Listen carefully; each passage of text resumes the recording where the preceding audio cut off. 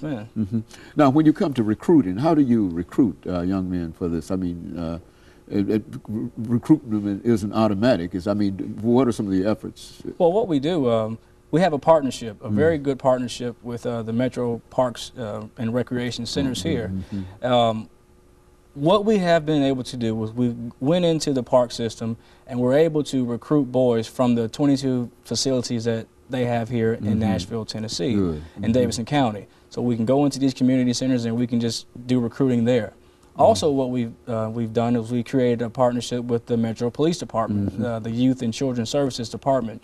And what they do is when kids get in trouble out in the streets and they receive citations, they kind of look through those citations and match it with our target student profile, and they send kids to us.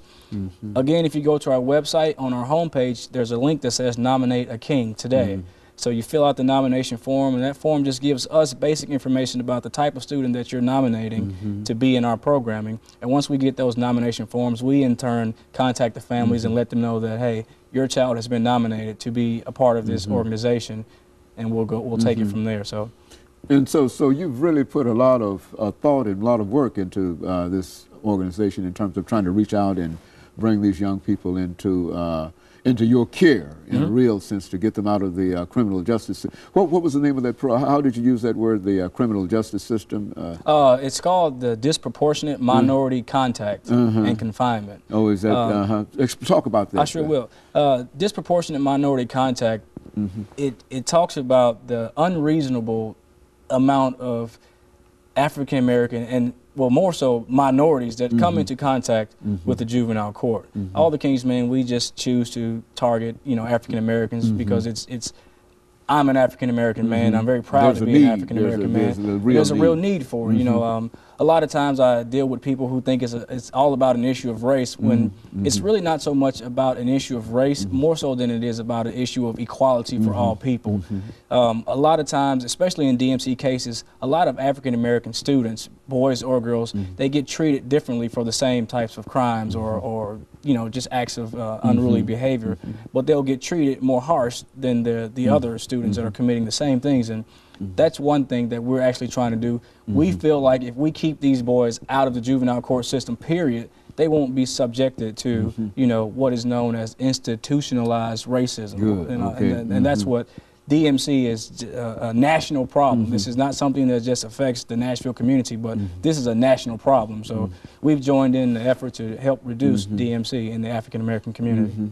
And you find that in many instances, now what's the general age of your recruits? I mean, where do you start at? We start with boys from the age of 10 to 18. 10 to 18. We really want to focus on that 13 to 15-year-old range, because that's a prime time to really come into a young man's life and to help mold him and to help him become the man that he will become. Once you get past 15 and 16 and 17, they're more set in their ways, and it's a little bit harder to really get into the mindset of a youth at that age. So we work with boys from the age of 10 to 18. These are junior high kids for the most part. Would that be the range? We have elementary students all the way up to high school students, to seniors in high school. Now, when you look at your national situation, that is, you're attempting to reach out. I think you indicated that you're trying to get into Chicago and into some of the other. What do you find to be the reception that you find you're having there? Oh, people love it. We know that we have a global mission, but it's not that we're aggressively, going out and saying we want to go here, go here, go here. I believe that the people and they will come to us. Like the experiences that we've had with Chicago, a couple months ago when the kid was beaten to death, walking home from school, they reached out to us somehow. They found out about all the Kingsmen, and they said, hey, we have a team of people here who are ready to join this fight with you. Would you like to come and start a chapter there? That's just the evolution of us growing. One thing that's very important for me to mention is that we have a partnership here with the Collegiate 100 Black Men of Tennessee State University. Very good. And that's another way that we plan to grow. There's many Collegiate 100 Black Men chapters all across the nation. And what we can show these chapters is, hey, we've had this partnership working here in Nashville. These are the results of it.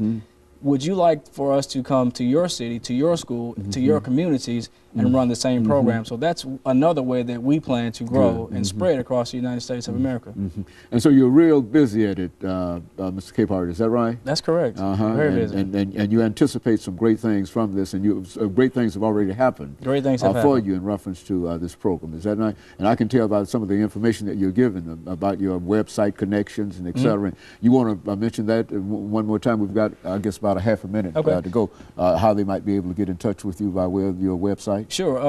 Our web address is www.akmnashville.org. Just go to our website. All the information is there. I would really like to thank our sponsors, Urban Imagery, for our PR. We want to thank Metro Parks, Hopewell Baptist Church. We want to thank C&T Catering. And anyone who has ever helped with All the King's Men, we really, really appreciate their help. Very good. And I would imagine that we've got about 20 seconds before we end this show for today, Mr. Capehart. But I think that you've got a